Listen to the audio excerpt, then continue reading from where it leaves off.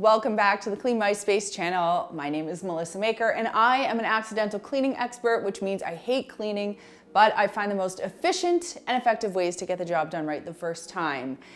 And in 2006 is when I started my cleaning business. I would kindly call myself a rookie at that point. I was actually pretty clueless in cleaning and I had a lot to learn. So what I'd like to do in this video is tell you some of those rookie mistakes, sometimes embarrassing because they happen in front of clients, and I'd like to show you how to avoid those. And just a quick reminder, if you haven't done so already, to subscribe to the Clean My Space channel. And guess what? We are having a spring warehouse sale over at makersclean.com. We've got lots of fun and exciting deals up there for you. So you can head to makersclean.com and check it out, or click the link down below. What inspired me to write this video was a near injury, because I was sweeping and I almost tripped over a chair that was behind me, which brings me to the point of always know your surroundings. Know what's behind you, especially if you're cleaning backwards. So what you can do, of course, you can sort of assess the space so that you know what to avoid, those pitfalls, but you can also clear the path. And this in general makes cleaning easier. So when I'd be at a home doing a professional clean, I would flip chairs carefully onto a table if that was appropriate for the furniture, or I would move the items that were movable entirely out of the room that took up floor space. That way, when I was on the third wave of my cleaning, I could easily access those spaces, do the cleaning, and not have to worry about tripping, but also hitting or marking furniture or walls with my broom, mop, or vacuum. Something that really frustrated me, and I know this gets so many people about cleaning, is it seems like the job can be never ending. So if you find yourself cleaning the same surface multiple times, I want you to rethink how you're doing the cleaning. Specifically, first, you want to make sure you're pre-treating a dirty surface so that you don't have to sit there and scrub the same area for like 2 minutes to get it clean. Second, you only want to clean a surface once. If you find yourself cleaning it and then going back to it, adding more product, cleaning again, or just not paying attention to what you've cleaned, then you're going to be wasting time. So if you approach this strategically, you pre-treat the surface so that the product does the job and you don't have to, and you follow a pattern, the S pattern, working your way around the room from top to bottom, left to right, blah, blah, blah. It's all the stuff in the three-wave system. You are not going to re-clean a surface, and you are going to save time cleaning. Before you start vacuuming, empty your vacuum canister, because if you try to vacuum with a full canister, your vacuum will not vacuum. I don't know how many times I said vacuum in a sentence, but the idea is you want an empty vacuum before you get to work, or else your vacuum will not suck. So it'll suck.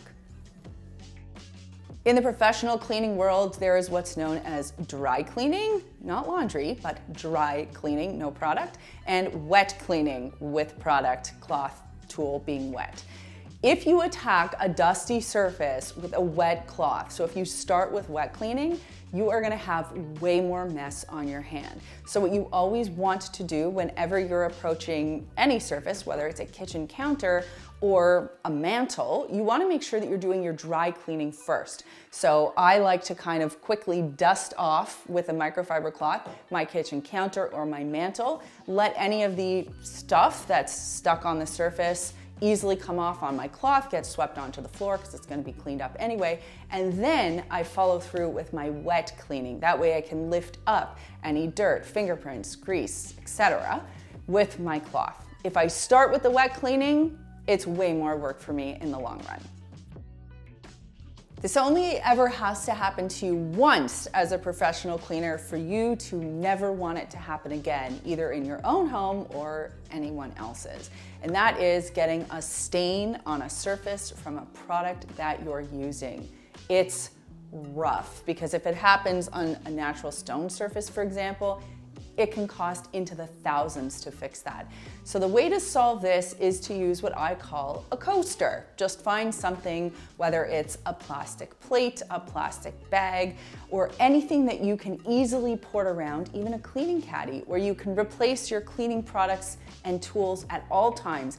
A, to avoid any spilling or leakage, but B, to avoid any staining. And the same principle goes for when you're carrying around a mop bucket. You want to make sure that you're always putting a coaster down, whether it's a large towel, like for example, the Maker's Clean waffle weave towel, that can easily absorb moisture so that you're not causing any potential damage to the floor, specifically if it's a hard floor surface.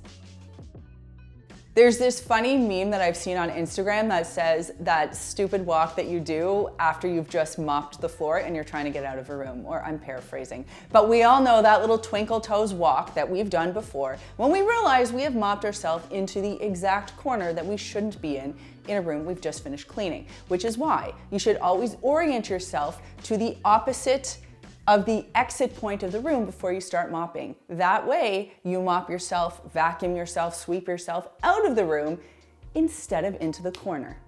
If I can get you to clean like a ninja, then I've done my job. And that brings me to this week's common question, which is, what is your least ninja-like cleaning mistake that you've ever made? Like the sloppiest, crummiest thing that you've ever done while you were cleaning? I will tell you a brief story and I will include a quick tip in that as well. One time I was at a client's home and I was cleaning a picture frame. The picture frame fell on the floor because the client didn't hang it up properly. They used a push tack. But you know what? I didn't know that. And from there, I always learned that when I clean something, I support it with my non-dominant hand and then I do the cleaning with my dominant hand to avoid any falling picture frames. So let me know what your cleaning blunder was in the comments down below. If you want to learn more about the 3-wave cleaning system, you can check out this video right over here. And there are a couple of other ways you can support the Clean My Space channel. Of course, you can do so by subscribing, and you can also visit makersclean.com, which is where we sell all of our premium microfiber cleaning tools and more. Thanks so much for watching, and we'll see you next time.